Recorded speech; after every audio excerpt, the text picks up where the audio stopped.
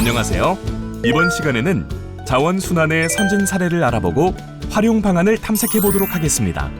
먼저 국내 사례부터 알아볼까요?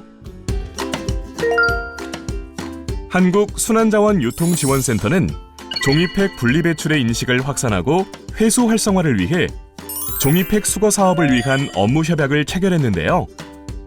이번 협약을 통해 호텔에서 발생하는 종이팩을 수거해 방문객에게 종이팩 분리배출에 대한 인식을 개선하고 홍보할 예정입니다.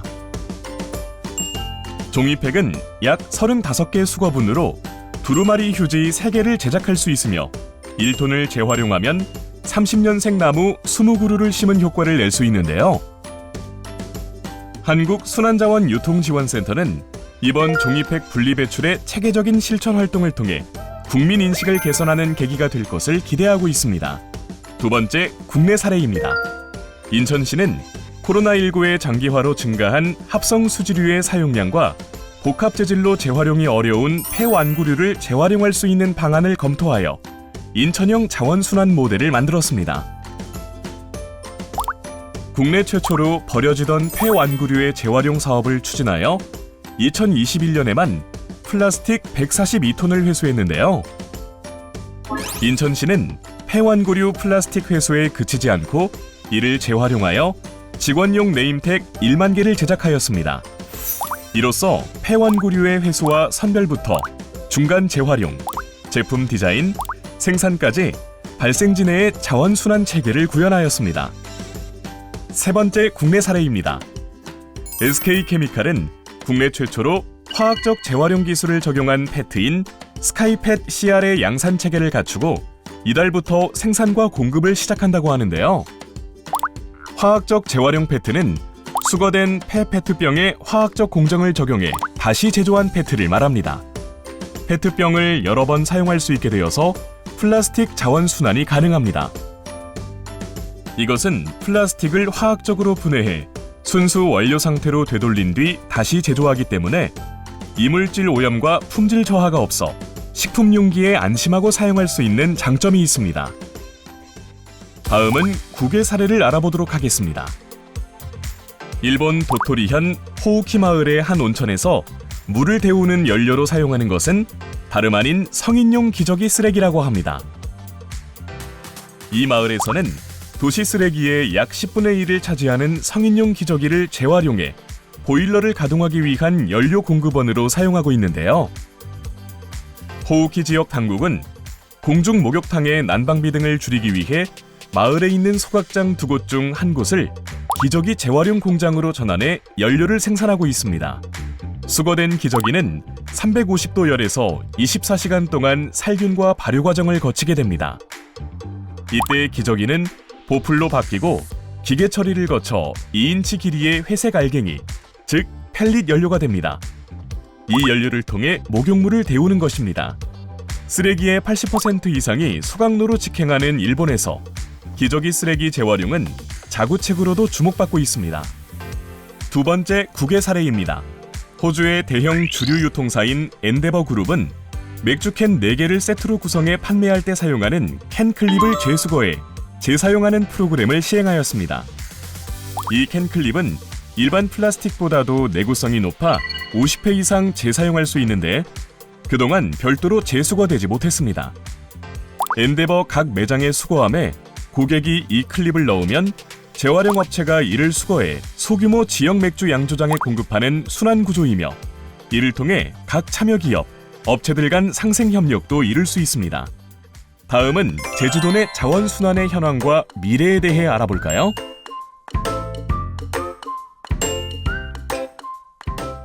먼저 제주도 폐기물 재활용 현황에 대해 알아보겠습니다.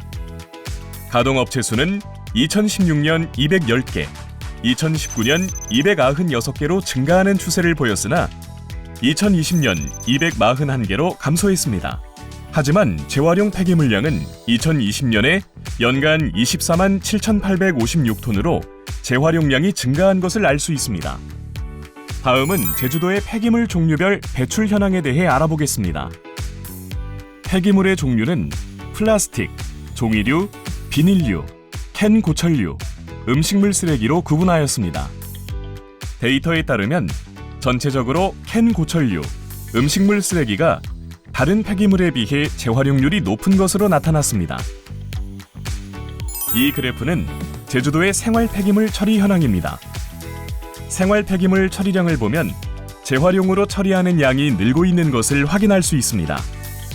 또한 매립률은 줄어들고 재활용 비율은 증가하는 경향을 나타내고 있습니다. 제주도는 2017년부터 전국에서 유일하게 요일별 배출제를 시행하고 있습니다. 이는 재활용 증가율을 높이기 위한 제도로 요일별로 플라스틱, 종이, 비닐 등 배출하는 요일이 다르며 일반 쓰레기, 음식물 쓰레기, 병류, 스티로폼, 캔 고철류는 매일 배출이 가능합니다. 또한 재활용 도움센터를 지역 곳곳에 만들어 주민들이 재활용 배출을 편리하게 할 수 있도록 하였습니다. 재활용 도움센터는 오전 6시부터 자정까지 요일에 관계없이 배출이 가능한데요. 제주도의 재활용 도움센터는 앞으로도 더 확대할 예정이며 2022년까지 200개 이상 확대할 목표를 가지고 있습니다. 제주도에서는 쓰레기를 더욱 스마트하게 관리할 수 있도록 쓰레기 중량제 시범 사업을 진행 중입니다. 쓰레기 중량제는 기존 종량제 봉투로 생활 쓰레기를 배출하는 방식이 아니라 무게를 측정하여 배출하는 방식입니다. 현재 음식물 쓰레기 배출처럼 수거함이 자동으로 무게를 측정하고 요금을 부과합니다. 제주도는 쓰레기 중량제 시범 사업을 통해 24시간 운영되는 인공지능 무인 재활용 도움센터를 구축합니다. 고정밀 측량 시스템 도입으로 폐기물 수거와 운반의 최적화를 이뤄내 탄소와 미세먼지 저감 효과를 거두고 쓰레기 배출에 대한 데이터 구현이 가능합니다. 쓰레기 중량제를 도입하면 종량제 봉투 구입이 필요 없어지며 수거 인력과 차량을 최대 80% 줄일 수 있어 이산화탄소 배출을 감소시킬 수 있습니다. 또한 저비중 폐기물을 압축하여 부피를 80% 줄일 수 있고 컨테이너 수거 방식으로 기존 방식보다 작업이 용이합니다. 외관도 세련될 뿐만 아니라 폐기물이 분산되는 것을 막아주며 악취 및 해충 발생도 방지할 수 있습니다. 이상으로 자원순환 선진 사례 교육 및 활용 방안 탐색에 대한 강의를 마치겠습니다. 시청해주셔서 감사합니다.